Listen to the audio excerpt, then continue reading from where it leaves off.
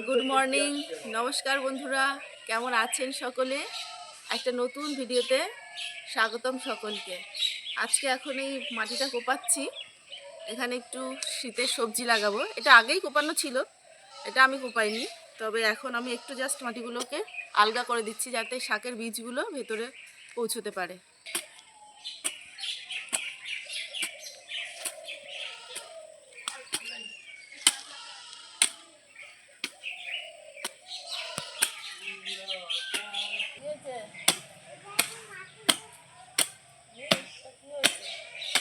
আমি কাজ করতে করতে হাঁপিয়ে গেছি, কারণ এগুলো করার তো অভ্যাস নেই।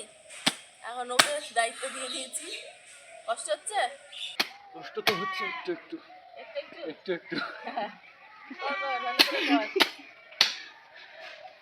অনেক কাজ আছে আমাদের।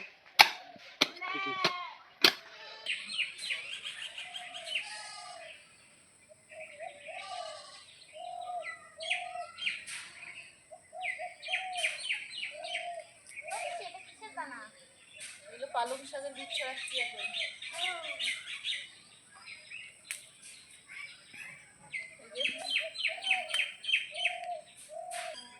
আর এখন সকালবেলা ছড়াতে হয়।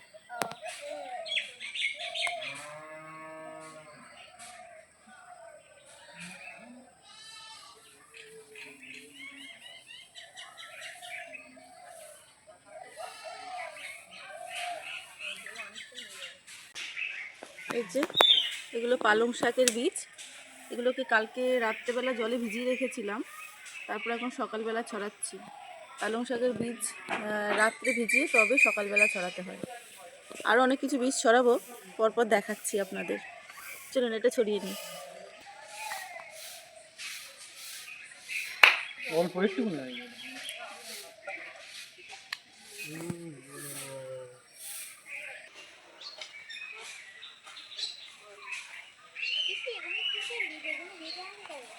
এগুলো তো লাল শাক, এগুলো লাল শাকের বীজ। এগুলোকে ভেজাতে হয় না, এগুলোকে এমনি ছড়িয়ে দিতে হবে, তারপরে জল দিতে হবে। এগুলো হচ্ছে লাল শাক ছড়াচ্ছি। ওই সাইডে দিয়েছি পালং শাক, আর এখন এখানে দিচ্ছি লাল শাক। হ্যাঁ, লাল শাকের বীজ কালো হয়, অথচ শাকটা হয় লাল। কি ভালো, তাই না বল?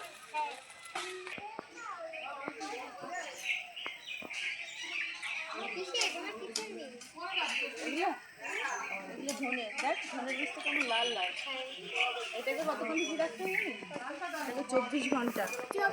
হ্যাঁ, একদিন এক রাত পুরো এটা ভিজিয়ে রেখেছি জলে, তারপর এই এখন ছড়িয়ে দিচ্ছি। ওপাশে পালং শাক, মাঝে লাল শাক, আর এপাশে ধনিয়া পাতা।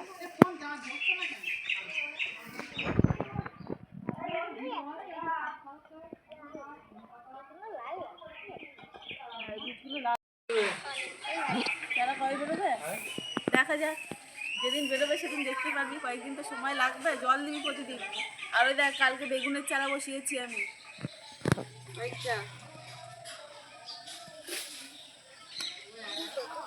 দুটো কোথায়, 1 2 3 4 5 6টা বেগুনের চারা বসিয়েছি।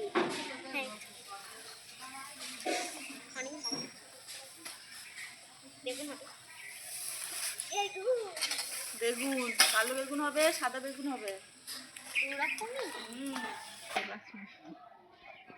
এবার দেখা যাক, আশায় থাকলাম কবে এই গাছ হয়।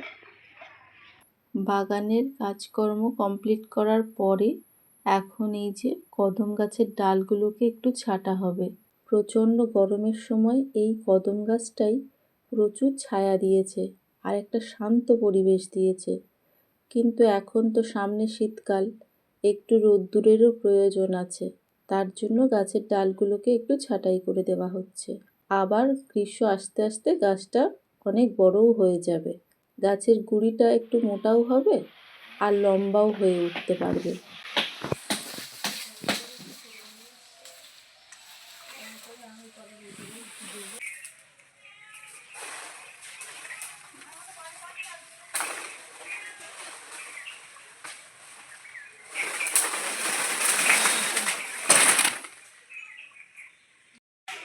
একটা গাছ কিন্তু দেখুন কত লঙ্কা হয়েছে, পুরো লঙ্কায় ভর্তি হয়ে গেছে। এই যে একটাই গাছে প্রচুর লঙ্কা হয়েছে। বেশ মজা লাগছে।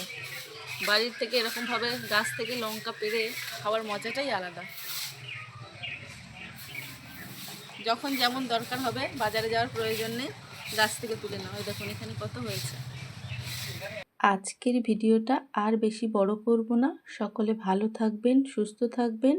দেখা হবে খুব শীঘ্রই নতুন একটি ভিডিওতে।